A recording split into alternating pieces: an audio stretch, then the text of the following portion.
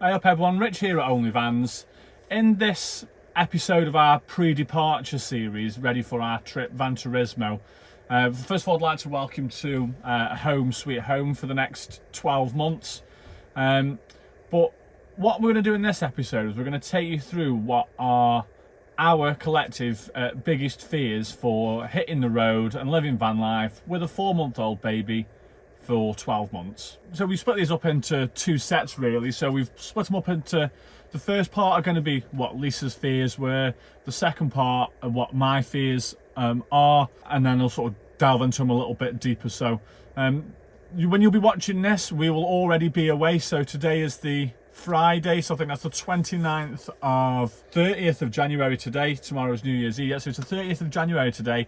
So by the time this video goes out, we'll already be well into our trip. So if you want to find out how we're doing on the day, you can follow us on our other socials there, which I'll put a link for below: Twitter, Instagram, Facebook, the usuals.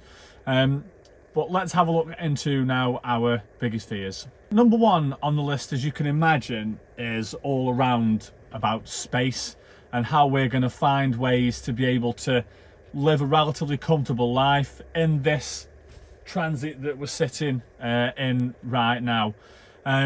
So it's things like, I'm anti-clutter, I don't like clutter, so we've had to try and find ingenious ways of trying to store stuff. So we've had some modifications done to the van, so we're going to show you those in another video.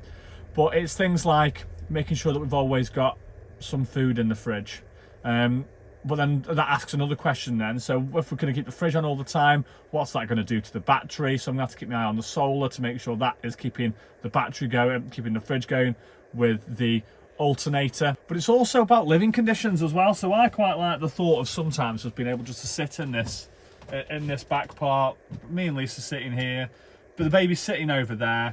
Obviously needing a pram because he's 4 months old. Where I'm going to put the pram wheels so they're not banging and clattering around. So, you know, space is a massive one for us. So next on Lisa's list it's around safety and around the security of the van.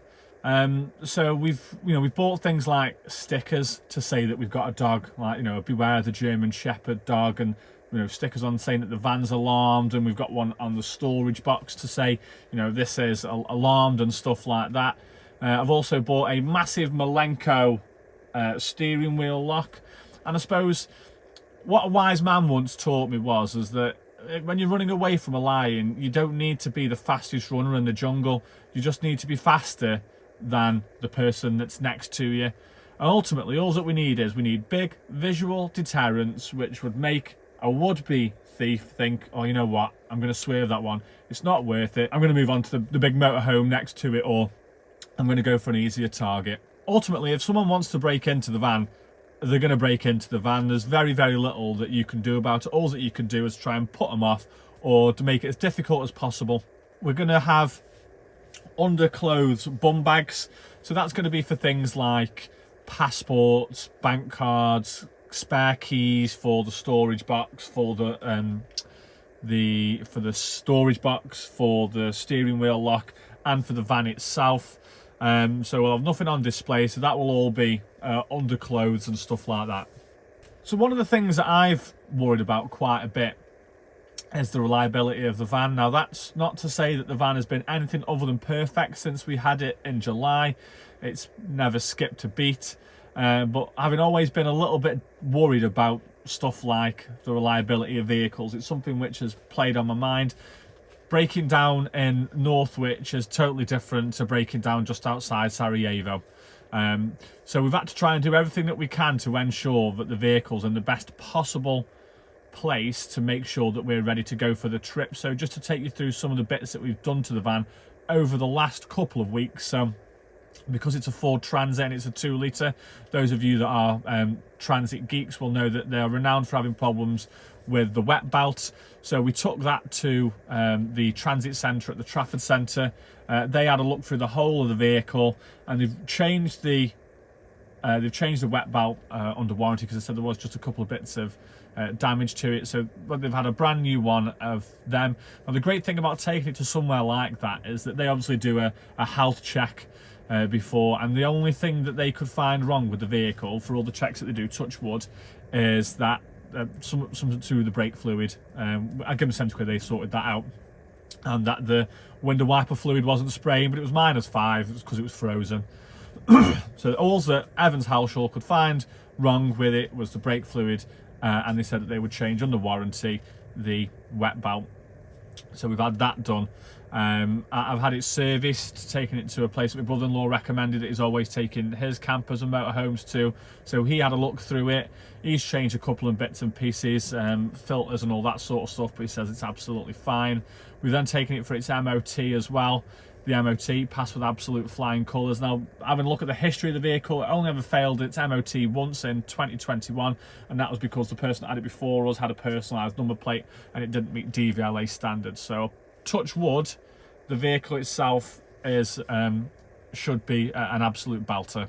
I'm not sure whether it would come under the reliability section, but we had an absolute nightmare a little while ago when we were in Scotland with the spinning plate for the front swivel seats, and obviously that's where the wee man goes in his Mosey's basket when we're away in the camper. So thankfully Spinny have changed that for us and put us a brand new one of those in.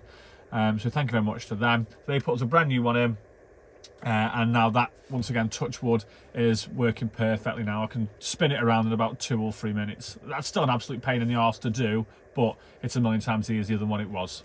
So a little bit similar to the safety aspect, really. I'm a bit worried about crime, and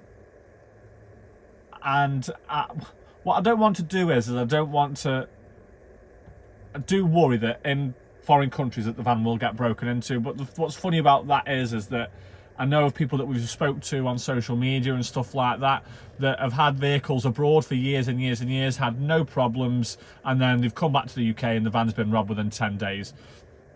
So the more I think about it, I don't think this country, the UK, is any safer or any safer than, say, France, Spain, you know, even, you know, or other countries and stuff like that. So I'm you know, visual deterrent. I'm you know, stupidly watched a couple of videos about people that have had the vans bashed about or whatever in the night time, which is probably no good for me. And one of them was in Falkirk, and one of them was in the Republic of Ireland.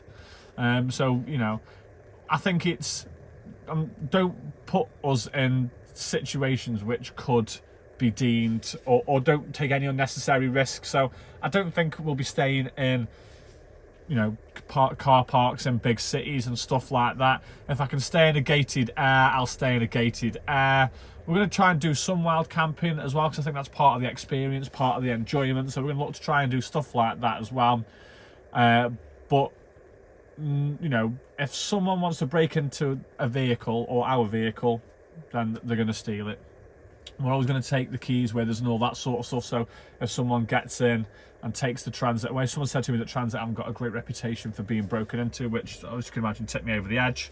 I'm going to try and be alert, but try and not let it consume me, because I think if you spent all your time worrying about it and thinking about what's going to happen if I leave my van for 5 minutes, what's going to happen if I leave the van for 10 minutes, or if I go to the bathroom at a service station, or we all go stretch our legs at a service station, for example, halfway down France, you know, bad things can happen to good people anywhere. So I'm just going to just try and just not put ourselves in any unnecessary danger, and just try and not think about it too much, but always be safe. Next on the list, what we spoke about was illness, and about one of us being like properly ill. You know, I was going to take I quite like fishing meat, so I was going to take a little, you know, very Mandy, from John and Mandy-esque, to take a little sea fishing kit with me. But then after I decided I was going to do that, I then spent the next 4 hours thinking what am I going to do if I get a barbed, you know, hook in my finger and all that sort of stuff, because I'm a bit squeamish and I'm a bit of a wimp. So what am I going to do if I do that? But I worry about if I get really ill, or I worry about if Lisa gets really ill, or if Rory gets really ill or something like that. But like I've said before, I think people get ill. You know, I'm 34, Lisa's 34-ish. Rory's 4 months, so there isn't anything really which says that we should be seriously ill, but it's just about making sure that we are as prepared as we can be for whatever might be in store for the next few months and all that sort of stuff. And finally, one of my fears, as daft as it sounds, is coming back. So it's going to be so surreal, being not bound really by schedules, timetables, and all that sort of stuff. To not be bound by them and sort of live an absolute life of freedom for as long as we possibly can, whether that's 9 months or 12 months, however long we can do that for, and then to come back and to be cold and for it to be raining a lot and to have to be getting up at 6:30 when my alarm goes off to go to work, and to do all that sort of stuff. So in a mad way, I get all day blues quite bad, and that's if I go away for a week. So I'm already thinking, oh God, what's it going to be like when we come back or whatever. But that's way down the line. I've got way too much fun to have in the meantime. I'm still really looking forward to go, but it's about risk limitation and trying to have a good time, but without being reckless and daft and stuff like that. So if I've missed anything that you would be worried about, drop it in the comments below. And like I say, if you haven't already and you want to follow us on our journey, none of the videos of where we've been are out yet, so you can still catch up and be in time for those. Thanks very much for your time. I hope you enjoy your day.